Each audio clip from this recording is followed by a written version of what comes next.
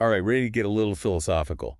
Today we're going deep on fatalism. Oh, this is going to be good. It really is. It's a fascinating concept when you think about it. Yeah. That we're, well, powerless to do anything other than what we actually end up doing.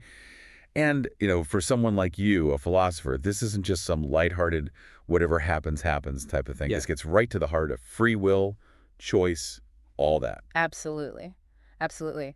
Fatalism really throws a wrench into how we think about those big ideas. Agency, responsibility, what it even means to make a choice. Exactly.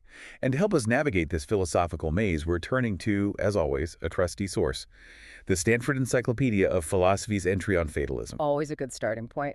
I know these encyclopedia entries can be, well, a little dense sometimes, but trust me, we're going to pull out the most interesting, most thought-provoking parts and make this deep dive both understandable and, dare I say, even a little fun. I have faith in us. Me too. Yeah. So what's really interesting about fatalism is that it comes in different flavors, right? Right, exactly. You've got logical fatalism, which comes straight from, well, the rules of logic. Okay. And then you've got theological fatalism, which is where things get really interesting because that brings ground knowledge into the picture. Okay, so let's start with logical fatalism then, the one grounded in pure reason. And I feel like there's no better place to start than with the OG logician himself, Aristotle. Oh, always a good place to start. So in one of his works called De Interpretatione, Aristotle brings up this really interesting thought experiment. So picture this. It's the year 1900, okay? Right, I'm picturing it. And you have two people. One of them says a sea battle will happen on January 1st, 2100. Okay. The other one says, nope, no sea battle on that date. Okay, going out on a limb there. Right. So Aristotle's point is, even way back in 1900, one of those people has to be right. Logically, yeah. Right. Which kind of implies, doesn't it, that the future, in a sense, is already set. Hold on. So you're saying that just by making a statement about the future, we're somehow locking it in. That seems a little, I don't know, oversimplified, don't you think? Yeah, I get your skepticism. And you know what? Aristotle himself actually had a solution he proposed. He said statements about the future, they're not really true or false in the present. They only become true or false when the event actually happens. Okay. Which it gets into a whole debate about the nature of truth, the nature of time, but it basically, delays the problem a little bit. Right, so we're in this weird truth limbo until the year 2100 rolls around. Yeah. And that sea battle either happens or doesn't happen. Exactly. But does that really solve the problem, though? I mean, what if someone made that prediction even earlier, like in the year 1800? Are we just pushing the problem further back? That's a great question. And that's where this guy, Diodorus Cronus, comes in with his very famous master argument. Okay, tell me more. So Diodorus was all about the necessity of the past. He said, look, everything that has happened, it had to happen that way. Okay, so no changing the past. Got it. Exactly. But then you add in this idea, if something will happen, then it was true in the past that it would happen. You see how this starts to build a pretty strong case for fatalism. Yeah, I'm starting to see how this logic trap closes in. Right. So if the sea battle does happen in 2100, then it must have been true even way back in 1900, even in 1800, that it was going to happen. There's no escaping it. That's the gist of it. Yeah. That's the gist of it. But of course, as with any good philosophical debate, there are counter arguments. Oh, good, because I'm already starting to feel a little I trapped. hear you. So one of the counter arguments, it tries to distinguish between hard facts about the past and soft facts about the past. Okay, I'm intrigued. Hard facts versus soft facts. Explain it to me. Okay, so a hard fact, it's something like the Berlin Wall fell in 1989. That's set in stone, unchangeable. Right. A soft fact, on the other hand, it depends on the future. Like, imagine someone in 1950 saying, humans will walk on the moon someday. Now, technically that was true, right? But did saying it make it happen? So it becomes a fact after the event, kind of like a backwards self-fulfilling prophecy. You got it. Okay, so I see how that weakens the argument a little, but does it really demolish it completely? I'm not sure. That's up for debate. And to make things even more complicated, we have another philosopher, Richard Taylor, coming in with his own argument about what it means to have the power to act. Okay, bring on the challenge. I'm ready for it. What did Richard Taylor have to say? So Taylor, he starts with these assumptions that seem pretty common sense, pretty basic when you think about actions and what has to be in place for them to happen. Like, you can't do something if the right conditions aren't there. Yeah, makes sense. Right, like you can't bake a cake without flour. Yeah, although I have been known to get a little creative in the kitchen. Sure. But Taylor, he takes this idea a step further. He says, if you really trace back all the conditions that need to be in place for a Nivek action, you'll eventually reach a point where you had no control over those conditions. Okay, I need an example. I'm a philosopher. I think in examples. All right, let's stick with our sea battle. To order a sea battle, you need a navy, you need a reason to fight, right, and all that. But those conditions, they depend on other conditions, your birth, the state of your society, and so on, further and further back. And Taylor's point is that somewhere in that chain of conditions, you weren't the one making the decisions. So even something that seems as deliberate as, I don't know, ordering a sea battle is ultimately the result of things that were set in motion long before I was even born. I could see how that would lead to a feeling of, I don't know, powerlessness. It's a bit unsettling, isn't it? It is. But isn't there a flaw in that argument, though? It seems to define power in a very, I don't know, narrow way. Like it assumes we can only act if we control literally every single condition that leads up to that action. That's a really good point. And you're right, some philosophers do push back on Taylor's definition of power. They say, look, we can still have the power to act even if we didn't personally create every condition that made that action possible. Right, exactly. It can't all be preordained. Exactly. But even with that counter argument, even with those criticisms, logical fatalism, it's a really thought-provoking idea to wrestle with. It is. It is. And speaking of thought-provoking, I think it's time we move on to that other type of fatalism you mentioned, right? Theological fatalism. The idea that maybe God knowing everything actually limits our free will. Oh, yeah. Let's dive into that. We're going from the realm of pure logic to the realm of, well, divine knowledge, which, as you might imagine, gets even more complex. So we've been digging into this whole logical fatalism thing, but now let's add another layer, another wrinkle to this. Let's bring God into the picture. Okay, yeah. Theological fatalism, right? It gets into how God knowing everything, if you believe in that, might actually stack the deck even further against this idea of free will. Yeah, I mean, things definitely feel a lot more, I don't know, weighty when we start talking about God. Right. So walk me through this. How does God knowing everything potentially lead to this idea of fatalism? All right, let's put on our hypothetical hats for a second. Imagine you are God. You have perfect knowledge. You know everything that will ever happen. Past, present, future, the whole 9 yards. The ultimate knowledge. Right. And let's just say, for the sake of argument, you know, for certain that on January 1st, 2000, someone named Jones is going to mow their lawn. Okay, all right. God's got the ultimate lawn care schedule memorized. Right. But where's the conflict here? Yeah. What's the problem? Okay, here's the twist. If God already knew, way back in, let's say, 1900, that Jones was going to mow that lawn in 2000, did Jones really have a choice? Could they have chosen not to mow the lawn, even though God already knew they would? This is the essence of the argument made by a philosopher named Nelson Pike. Ah, I see. I see the dilemma. If we're accepting that God's knowledge is, infallible, then it kind of seems like Jones's actions are predetermined. Exactly. Their free will just goes right out the window. That's Pike's point, yeah. He's saying if you're going to embrace this idea of divine omniscience, then you're kind of stuck with at least some version of fatalism. And this has been a real head-scratcher for theologians, for philosophers, for centuries, right?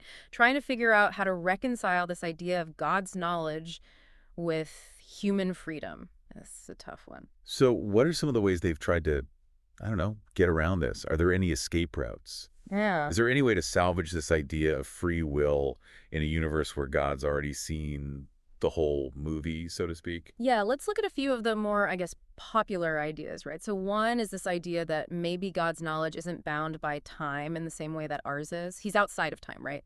He's a timeless observer. Okay. So think of it like God sees all of time at once, like all at once. It's not so much predicting the future as perceiving all moments equally. Right. This is often called the Boethian solution, named after the philosopher Boethius. Okay. So from God's perspective, it's not so much this will happen. It's more like everything just is all at the same time. It's kind of like how we experience a song. Like we hear a whole song even though the notes are played one after another. Yeah, that's a good analogy. But does that really solve the problem, though? Yeah, that's what I was going to ask. Some critics, some philosophers, they argue it just kind of pushes the problem back a step. Right. Because if everything is fixed from God's timeless perspective, we're still in a predetermined universe. We're just shifting the framework a little bit. Where does our free will actually fit into that picture? Yeah, I mean, it feels like we're just trading one type of predetermination for another type of predetermination, aren't we? Yeah, you could say that. So what are some other options? Well, what if we rethink what we even mean by God's knowledge? Maybe it's not about beliefs in the way that we as humans think about beliefs. Maybe it's a more direct kind of knowing, like a pure awareness. Okay. It's not about judging or predicting. It's just pure perception of what S equals. So it's almost like God is this, I don't know, cosmic security camera, just observing, recording things, but not really having any emotional investment or bias towards what's happening. Yeah, you could think of it that way. And some philosophers, they argue that this kind of knowledge, it wouldn't mess with free will because it's not like God's forcing anything on us, right? Yeah. It's just pure observation. Okay, that's an interesting perspective. Yeah. But I have to admit, this idea that God has this all-encompassing knowledge, it still feels a little, I don't know, stifling. Even if it's not like he's directly interfering. I get that. I get that. And that leads to another possible solution. Maybe God's omniscience. Maybe it's not as absolute as we tend to think, you know? Oh. Maybe his perfection, it doesn't require him to know literally every single tiny detail of our lives. Right. Maybe he chooses to limit his knowledge, to give us some space, some genuine freedom to make our own choices. So God's intentionally leaving us a little wiggle room, you know? Yeah. Respecting our autonomy. I like that. It's much more comforting than the other options. It is. It is. But even if we go with that idea, we're not quite out of the woods philosophically. There's this other concept that we have to grapple with, and it's a real doozy, even for philosophers who've been thinking about this stuff for a long time. And it's called middle knowledge. Middle knowledge. Okay, that sounds very mysterious. It is. It really is. And it stretches the imagination. All right, hit me with it. What is this middle knowledge all about? Imagine that God doesn't just know what will happen, but also what everyone would do in every possible situation. Okay. It's not just knowing the script, it's like knowing every possible ad lib, every alternate ending, based on any choice any being could possibly make. Whoa, okay.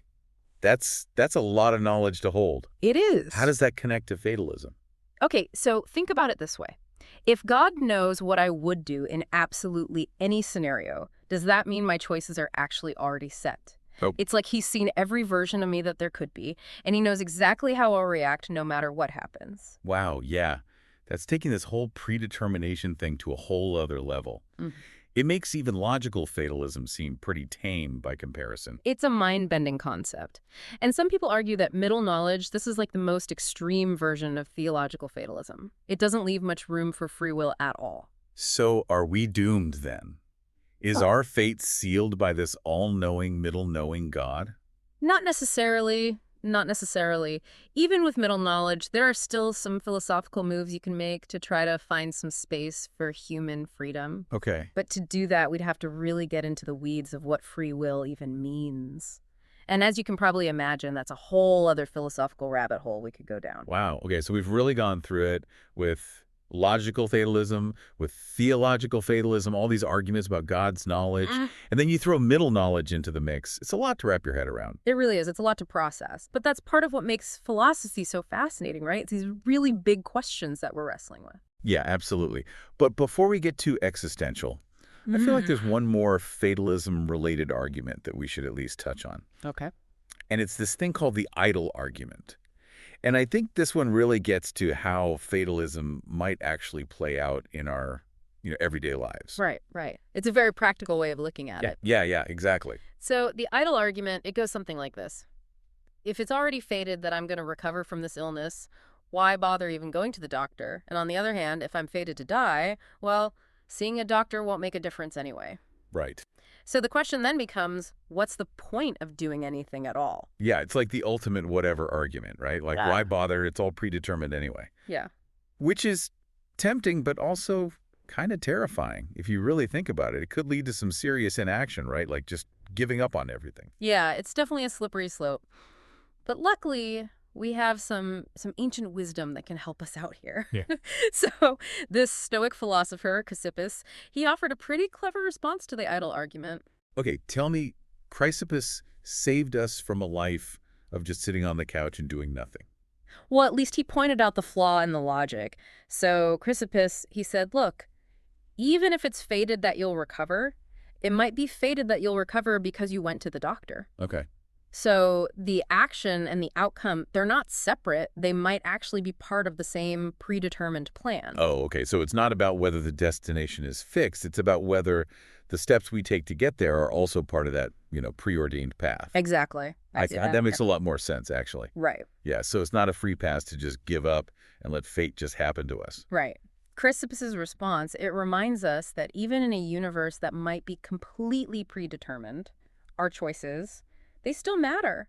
They might be threads in this larger tapestry, but they're still contributing to the overall design. So we can't just sit back and say, well, it's fate, there's nothing I can do. Yeah. We still have a responsibility to act, to make choices, Right. even if we believe that there's some level of predetermination. That's a great point, and it brings up this even bigger question. Like, what does fatalism really mean for meaningful action? Even if everything is predetermined, does that mean our lives are meaningless? Or can we find meaning in the journey itself, in the choices that we make along the way, regardless of where we end up? It's a question that philosophers have been grappling with for, well, probably as long as there have been philosophers. And I don't think there's an easy answer. But this whole deep dive into fatalism, it's been so valuable. We've explored the logic behind it. We've looked at how it relates to God and this idea of God's knowledge. We even touched on some of the practical implications of it with the idol argument. I mean, we've encountered some truly brilliant minds along the way. Aristotle, Diodorus, Taylor, Pike, Boethius, Chrysippus. It's been quite a journey. It really has. And I think, if there's one thing we can take away from all of this, it's that this whole debate about fatalism, it's far from settled. There are really compelling arguments on both sides. And ultimately, I think it's up to each individual to grapple with these ideas, to weigh the evidence and come to their own conclusions. Yeah, and that's what's so great about it, right? Yeah. We're not given a neat little answer tied up in a bow. We have to think for ourselves. We have to wrestle with these ideas and figure out what we believe. But before we wrap up, I have to ask, if you could ask an all-knowing being, like one question, just one question, to get to the bottom of this whole fatalism mystery, what would it be? Oh, that's a great question. Let me think. I think I would ask, is there even one choice, like even a tiny, seemingly insignificant choice that I could have made differently? A choice that would have led to a different outcome in my life? And if the answer is yes, then maybe there is more room for free will than a strictly fatalistic view would allow. But if the answer is no, then maybe we really are just playing out these predetermined roles in some grand cosmic play. That's a really, really thought-provoking question to end on. It leaves us with this sense of mystery, of possibility. Maybe our fate isn't completely sealed after all, right? Right. Maybe we do have the power to influence the course of our lives, even if it's just in small ways. And to our listener out there, I hope you've enjoyed this deep dive into fatalism. It's a complex topic, but it's one that's worth thinking about, worth exploring. Absolutely. And I encourage you to keep learning, to keep asking those tough questions. Read more about these thinkers we've discussed, dive deeper into the arguments for and against fatalism. Because that's what makes us human, right? Our curiosity, our desire to understand ourselves and the universe around us. And even if we never have all the answers, even if we're never totally certain, the journey of exploration, it's valuable in itself. So keep diving deep. And until next time, keep your mind open and engaged.